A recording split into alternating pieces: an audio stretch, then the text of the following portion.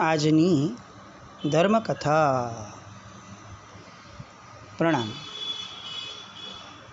સમ્રાટ સંપ્રતિ અને એમના જીવનની ભવ્યતમ વાતો. નિશિત ચૂર્ણી નામનો પ્રાચીન ગ્રંથ અને એ ગ્રંથની અંદરથી ઉદ્ધૃત કરવામાં આવેલી આ આખીને આખી કથા, આખો ને આખો મૌર્ય વંશનો કાળ, ઇતિહાસ, એ સમયની ભારતની પરિસ્થિતિ, અન્ય ધર્મીઓની સ્થિતિઓ અને જૈન ધર્મનો જે રીતે પ્રચાર થયો, જૈન ધર્મની જે જાહોજલાલી થઈ, એ બધી જ વાતોનું તાદ્રશ વર્ણન આ નિશિત ચૂર્ણી નામના ગ્રંથની અંદરમાં આપવામાં આવ્યું છે. આપણો અભ્યાસ છે ને બહુ જ સામાન્ય થઈ ગયો. 2 પ્રતિક્રમણ 5 પ્રતિક્રમણથી આગળ વધવામાં મહદઅંશે લોકો થોડા આળસુ થયા. જે આગળ વધે છે એ બીજા બધા અભ્યાસના સૂત્રો છે, એ સૂત્રોમાં આગળ વધે. એટલે આગમ ગ્રંથોના અનુવાદ અથવા આગમ ગ્રંથોને ગુરુગમથી ભણવાની જે એક આખી પ્રણાલિકા આપણે ત્યાં હતી, છેક હમણાં ધર્મસુરી મહારાજ સાહેબ આદિ, આચાર્ય ભગવંતો લબ્ધિસુરી મહારાજ સાહેબ આદિ થયા, ત્યાં સુધી ભગવતી સૂત્ર આદિ ગ્રંથો, એ ગ્રંથોને શ્રાવકો ભણતા હતા બહુ રસપૂર્વક. 4 મહિના સુધી મહાત્માઓ એક જગ્યાએ સ્થિરવાસ થાય શેષકાળમાં અથવા ચાતુર્માસમાં, અને એ આખો ગ્રંથ ભણાવે. અને શ્રાવકો બહુ જ મોટી સંખ્યામાં, શ્રાવિકાઓ તો ખરા જ હશે જ કદાચ, પણ શ્રાવકો મૂળમાં એ બહુ મોટી સંખ્યામાં આવી રીતે એનું લેખન વગેરે કરતાં ભણે અને એનાથી પ્રબુદ્ધ બને. એનાથી એમની બુદ્ધિ જે છે એ શાસ્ત્ર પરિકર્મિત બને. જે વિવેક દ્રષ્ટિ શાસ્ત્રમાં શ્રાવક માટે કે સંતો માટે કીધી છે, એ વિવેક દ્રષ્ટિ આ આગમોના જ્ઞાનથી આવે. એટલે જ્યારથી આ આખી પ્રણાલિકા લૂઝ થઈ ગઈ કે ભગવતી સૂત્ર આદિ આગમ ગ્રંથો ભણવા ગુરુગમથી, એના કારણે શ્રાવકોની અંદરમાં કેટલાક વિવેકો પ્રગટવાના બંધ થઈ ગયા. અને એના કારણે શ્રાવકોના ઘરની પરિસ્થિતિઓ એ એકદમ બિસ્માર થવા લાગી. આજે આપણે વિચાર કરીએ તો ધર્મ ક્રિયાઓ પ્રચુર વધી, પણ આપણા ઘરોમાંથી ધર્મ એ ધીરે ધીરે લુપ્ત થતો જતો હોય એવી સ્થિતિમાં આવતા ગયા.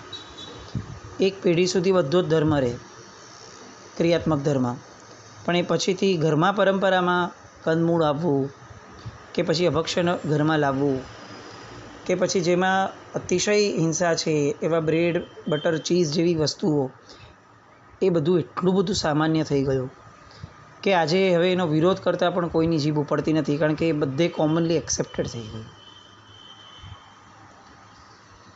ગ્રંથોના જ્ઞાન મેળવવાની જે સુષુપ્તતા શ્રાવકોએ કેળવી, અને મુનિ ભગવંતો, આચાર્ય ભગવંતો દ્વારા એ વિષયની અંદરમાં કોઈ આગ્રહ ન રહ્યો કે આ તો ભણવું જોઈએ ભાઈ, તમારે ટ્રસ્ટી બનવું છે, સંઘમાં આગળ પડતા કાર્યકર્તા બનવું છે, તો તમારે કેટલાક આગમ ગ્રંથો ભણવા જોઈએ, જૈન ધર્મનો વિવેક તમને આવડવો જોઈએ.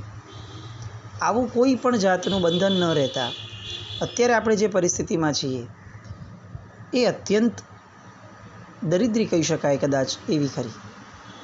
ક્રિયાઓની ભરમાર છે, પણ ભવિષ્ય શું હશે એનો કોઈ જવાબ આપણી પાસે નથી. એટલે સમ્રાટ સંપ્રતિની આ કથા નિષેધ ચૂર્ણીમાંથી લેવાનું કારણ આ છે કે આપણને એ જાહોજલાલી ખ્યાલ આવે કે આગમ ગ્રંથોની અંદરમાં જે જ્ઞાન છે અને જે ઊંડાણ છે અને જે સત્યતા છે, એ દરેક વસ્તુઓ આપણા મન પર બહુ જ ઊંડી અસર કરે છે અને આપણને જીવન જીવવાનો એક માર્ગ આપે છે. આપણે ગયા વખત સુધી જોયું કે સમ્રાટ સંપ્રતિએ અભિગ્રહ કર્યો. મારે નિત્ય પ્રભાતે એક નવા મંદિરના ખાતમુહૂર્તના સમાચાર સાંભળ્યા પછીથી દંતધાવન એટલે કે દાતણ કરવું. આ જે નિયમ હતો, વિચાર્યો હતો એમણે, એ નિયમ ઘણા બધા લોકોથી ઇન્ફ્લુઅન્સ થયો. એમના માતાશ્રી શરદ બાળાજી સૌથી પહેલું ઇન્ફ્લુઅન્સ એમનું. એ પછીથી પ્રાપ્ત થયેલા આર્ય સુવસ્તિસુરી મહારાજ, પૂર્વ ભવના ઉપકારી ગુરુ ભગવંત, કે જેમણે આ ભાવમાં પણ અનન્ય ઉપકારો કરી અને એમના મનને ધર્મ શ્રવણ દ્વારા ભાવિત કરાવડાવ્યો. આપણે ખાલી ગેસ કરીએ ને કે આપણે અત્યારે ઓફિસ કે બિઝનેસમાં જઈએ છીએ અને તેમ છતાં પણ ધર્મની કેટલીક વાતો સાંભળવા માટે મળે જ્યારે, તો આપણે થોડા રિલક્ટન્ટ થઈ જઈએ છીએ કે આ બધું ન હોય એમ. એટલે બધી વાત સાચી છે ભાઈ, પણ આ કેવી રીતે શક્ય બને? હવે વિચાર કરીએ, જો એક નાનકડો બિઝનેસ અથવા ઓફિસ અથવા દુકાનો, એના દ્વારા જો આપણું મન આટલું બધું વિપરીત દિશામાં ગ્રંથિ બાંધી લેતું હોય કે આ તો પોસિબલ જ નથી ને આ આમ જ છે તેમ છે, તો જેની સત્તા પૂર્ણ ભારતભરમાં છે, ઓલમોસ્ટ પૂર્ણ ભારતભરમાં, એ વ્યક્તિને તો કેટલું સંભાળવાનું આવતું હોય અને એનો નિત્યક્રમ કેટલો ટાઈટ શિડ્યુલવાળો હોય, અને તેમ છતાં એ વ્યક્તિ આર્ય સુહસ્તેશ્વરી મહારાજને જ્યારે સાંભળવા જાય, કદાચ એ રોજ પ્રવચન નહીં સાંભળતા હોય આપણી જેમ, આપણે બહુ સૌભાગ્યશાળી છીએ. સમ્રાટ સંપ્રતિ કદાચ આપણા જેવા એટલા સૌભાગ્યશાળી ન પણ હોય કે એમને રોજ પ્રવચન મળે, પણ એ એટલા પુરુષાર્થવાદી હતા, એ એટલા પવિત્ર બુદ્ધિવાળા હતા કે જેટલું પણ સાંભળતા એ સાંભળી અને એને જીવનમાં ઉતારવા માટેનો પૂર્ણ પ્રયાસ, પ્રામાણિક પ્રયાસ કરતા હશે. જે પ્રામાણિકતામાં આજનો આપણો વર્ગ એ બહુ જ ઊણો ઉતર્યો કહેવાય. બહુ જ આપણને સાંભળવાની જેટલી લાય છે એમાંનો 5મો ભાગ પણ આપણો એવો નથી કે જેમાં આપણને એ આચરવાની અથવા એ વિચારણામાં લાવવાની આપણને ગરજ વર્તાય. અને એટલે આ જે જબરદસ્ત ભાવિત થયું હતું સંપ્રતિનું મન, અને આવો જબરદસ્ત નિયમ લીધો, એના કારણે હવે એના મનમાં સતત પરમાત્માના ધર્મ, પરમાત્માના શાસન, એ પ્રત્યેના સદ્ભાવના વિચારોની છોડો ઉછળવા લાગી.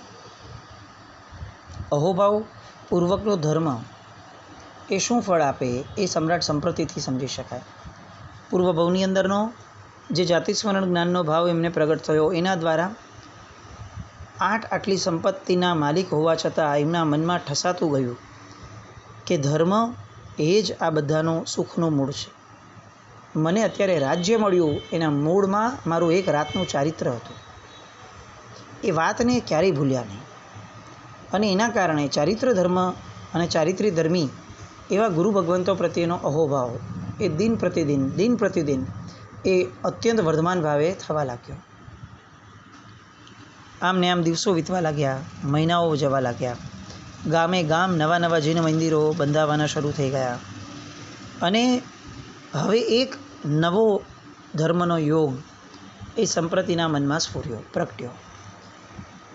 ધર્મ છે ને, એના પ્રત્યેની નિષ્ઠા, એના પ્રત્યેનો અહોભાવ એ જ બીજા ધર્મનું મૂળ બને છે. દીવે દીવો પ્રગટે, એક સુકૃત એની અનુમોદના એ બીજું સુકૃત લાવે. આપણી પરિસ્થિતિ અત્યારે એવી છે કે આપણે સુકૃતો ગોતતા હોઈએ છીએ, શોધતા હોઈએ છીએ. ક્યાં નવાણું થાય છે, ક્યાં ઉપદાન થાય છે, ક્યાં તપશ્ચર્યાઓ થાય છે, આવું શોધતા હોઈએ છીએ. સારી જ વસ્તુ છે, પણ આ બધા વ્યક્તિઓ એ કક્ષામાં હતા કે જ્યાં સુકૃતો એમને શોધતા આવતા હતા. પરમાત્મા ભક્તિનો યોગ એમણે એવો પકડીને રાખ્યો કે હવે એક નવું સુકૃત, ગુરુ ભગવંતોની વૈયાવચનું, જૈન ધર્મના શ્રમણીઓના વિહાર આદિ સ્થાનોને સુપરિચિત બનાવવાનો એક આખો નવો યોગ એ હવે સમ્રાટ સંપ્રતિને શોધતો આવ્યો. આવું એટલા માટે આપણે કહી શકાય કારણ કે સમ્રાટ સંપ્રતિ એકવાર રાત્રિના પાછલા પોરે જે સારે સુખેથી સૂતા હતા, ત્યારે અચાનકથી એમને કોઈકની પ્રેરણા થઈ. એમણે ઊંઘમાં કેટલાક શબ્દો સાંભળ્યા, અને ઊંઘમાં સાંભળેલા કેટલાક શબ્દોના કારણે એ એકદમ ઝબકીને જાગી ગયા, અને એ જાગ્યા પછીથી એમના મનની અંદરમાં એ ઊંઘના શબ્દોનો પ્રવાહ એ આગળ વધવા લાગ્યો. એમને વિચાર આવવા લાગ્યો કે આર્ય દેશમાં જેવો સાધુ ભગવંતોનો વિહાર સુલભ થયો છે, એવી જ રીતે જો અનાર્ય દેશોમાં પણ સાધુ ભગવંતોનો વિહાર સુલભ થાય તો એ અનાર્ય દેશની પ્રજાનું પણ કલ્યાણ થાય.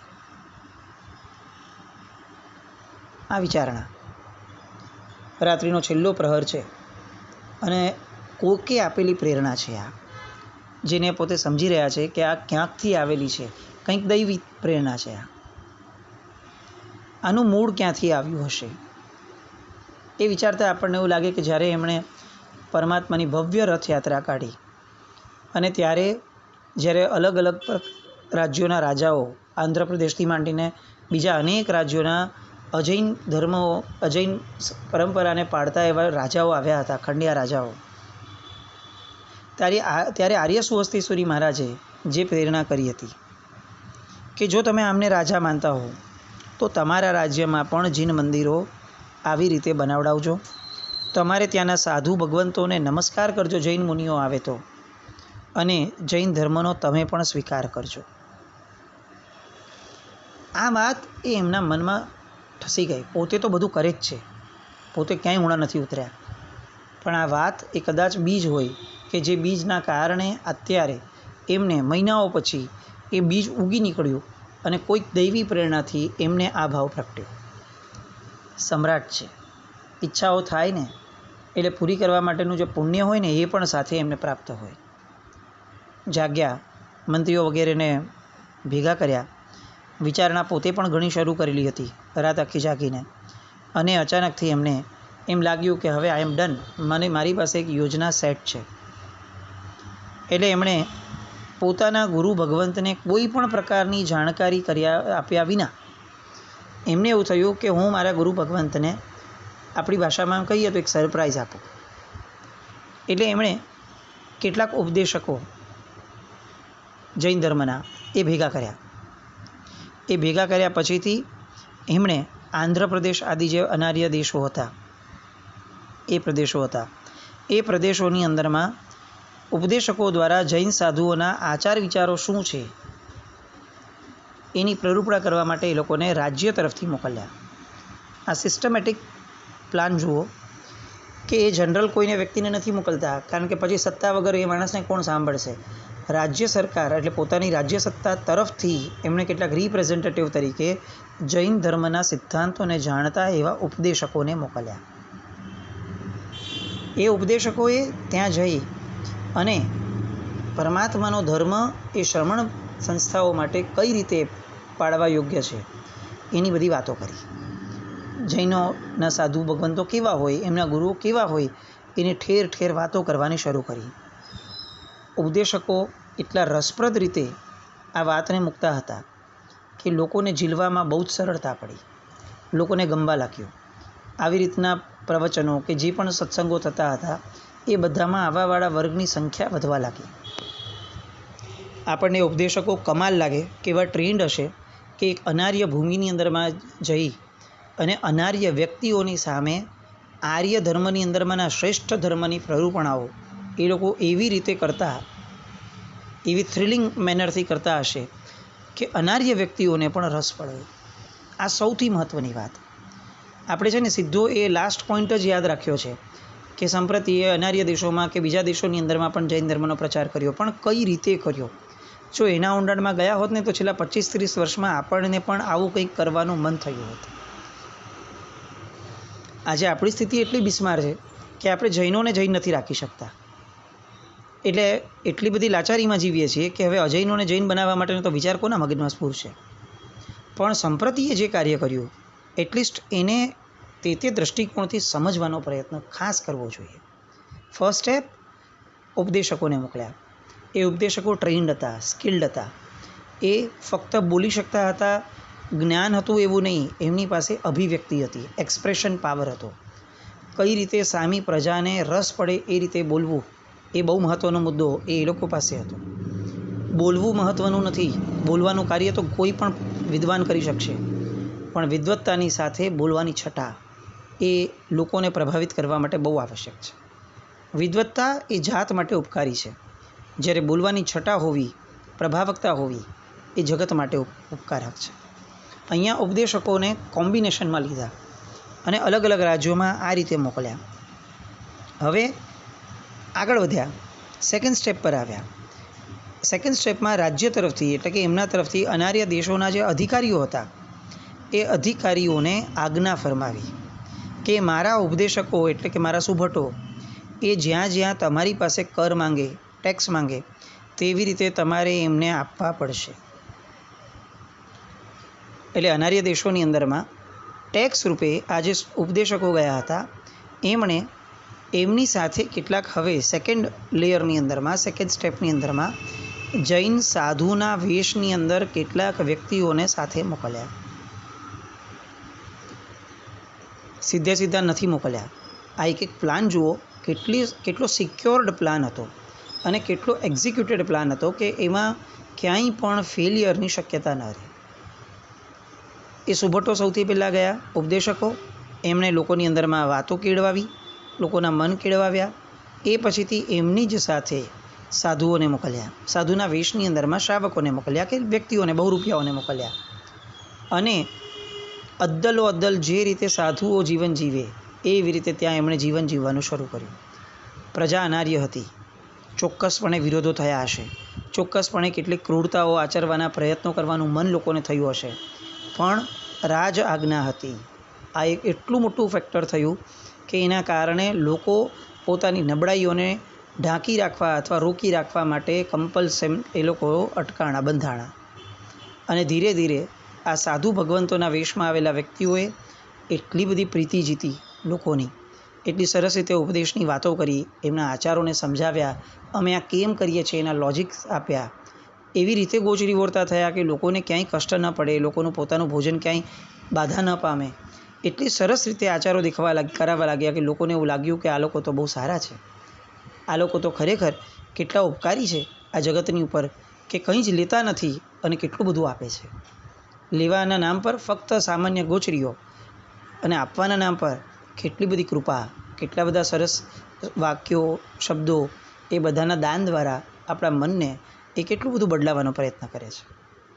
બસ આ જે કામ સમ્રાટ સંપ્રતિએ કર્યું સેકન્ડ લેયરનું, એના કારણે ગુપ્ત રીતે મોકલાયેલા આ સાધુના વેશમાં રહેલા વ્યક્તિઓએ અનાર્ય દેશમાં પણ સાધુતા પ્રત્યેનો સદ્ભાવ ઊભો કરાવડાવ્યો. 42 દોષ રહિત આહાર, પાણી અને વસ્ત્ર આદિ કઈ રીતે સાધુને કલ્પે, આધાકર્મી વગેરે દોષ સાધુઓને કઈ રીતે લાગે, એવી સૂક્ષ્મતમ વાતો પણ એમણે આ વ્યક્તિઓ દ્વારા પોતાના આચાર સંપન્નતાના પ્રભાવમાં લોકોને લાવી અને સમજાવી. અને આ સાધુ વેશધારી ઉપદેશકોએ અનાર્ય દેશોમાં એવી રીતે ધર્મ પ્રભાવ વધાર્યો અને સાધુ સંપ્રદાયના આહાર આદિની સગવડતાનો પાઠ શીખવ્યો કે જેના કારણે ત્યાંની પ્રજા ધર્મમાં અતિશય દ્રઢ બની.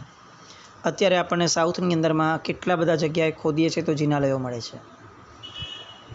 આ જે કોમ્બિનેશન છે, જિનાલયો બંધાવવા અને સાથે સાથે જિનાલયમાં અથવા ઉપાશ્રયમાં આવવાવાળા વર્ગને ભાવિત રાખવો, આ કોમ્બિનેશન એ સમ્રાટ સંપત્તિનો માસ્ટર સ્ટ્રોક હતો. આજે આપણે જિનાલય બંધાવવું હોય તો સમ્રાટ સંપત્તિનું ઉદાહરણ આપીને ઉપદેશ અપાય છે, આલંબન અપાય છે કે જુઓ એમણે 1.25 કરોડ બનાવ્યા, તો તમે કંઈક તો બનાવો, કંઈક તો લખાવો. આટલે સુધી આપણી ગાડી અટકી જાય છે. આપણને છે ને પૂર્વના મહાપુરુષોનું આલંબન ત્યારે જ યાદ આવતું હોય છે કે જ્યારે કંઈક ફંડફાળો કરવો હોય.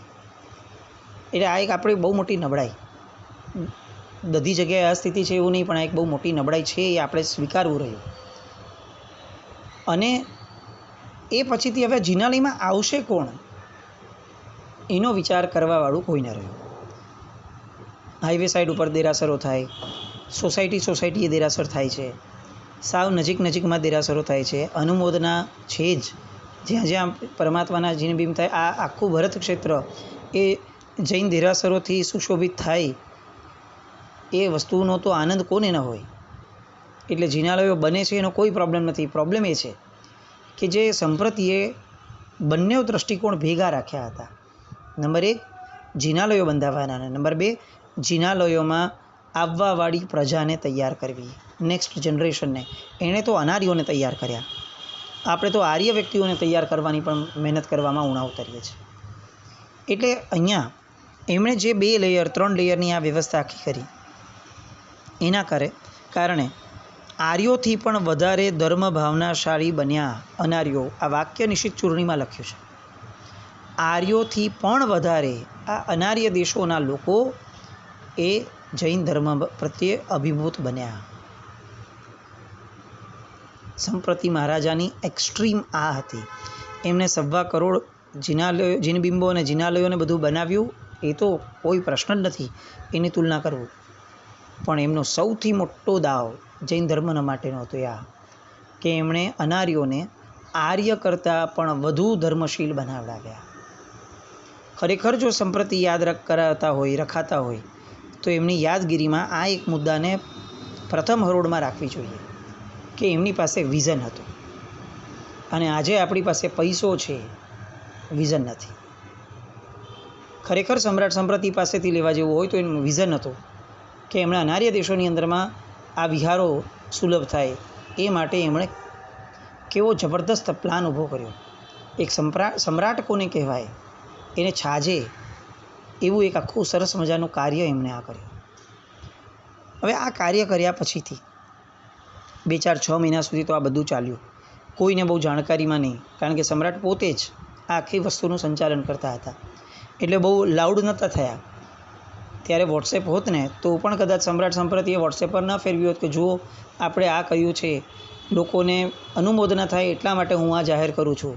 આવું કોઈ નાટક એમણે કર્યું ન હોત, કારણ કે સુકૃતો એ જ છે જે છુપા હોય.